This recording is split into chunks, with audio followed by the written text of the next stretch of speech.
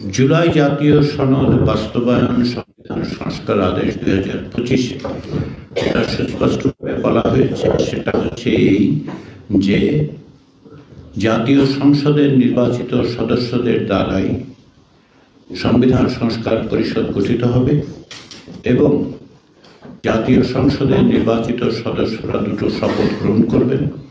একটি হচ্ছে জাতীয় সংসদের সদস্য হিসেবে এবং আরেকটি হচ্ছে সংবিধান সংস্কার পরিষদের সদস্য হিসেবে। সংবিধান সংস্কার পরিষদের মেয়াদ হিসেবে ওই আদেশে 180 দিনের কথা সুস্পষ্টভাবে বলা হয়েছে। সেই বিবেচনার থেকেই তারা কাজ করবেন। আর নোট অফ ডিসেন্টের বিষয়গুলো এখন একটা জনরায় হয়েছে, যেটা সুস্পষ্টভাবে সুনির্দিষ্টভাবে তারা জনগণ বলছেন এগুলি বাস্তবায়নের ক্ষেত্রে।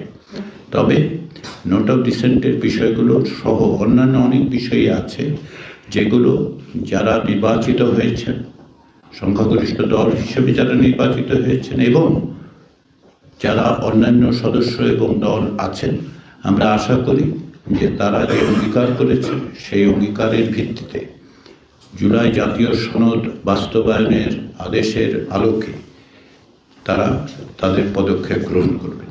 এটা আমরা বিশ্বাস করতে চাই। আমরা আশা করি যে তারা একইভাবে যেহেতু এক জনরায়ের মধ্য দিয়ে তারা সংসদের সংখ্যাগরিষ্ঠতা এবং সদস্যপদ লাভ করছেন, সবগুলো দল যাদের প্রতিনিধি, তাদের এই দায়িত্ব আছে এবং তারা নিঃসন্দেহে জনরায়ের এই দুটো দিককেই বিবেচনায় নেবেন। এটাই আমাদের প্রত্যাশা।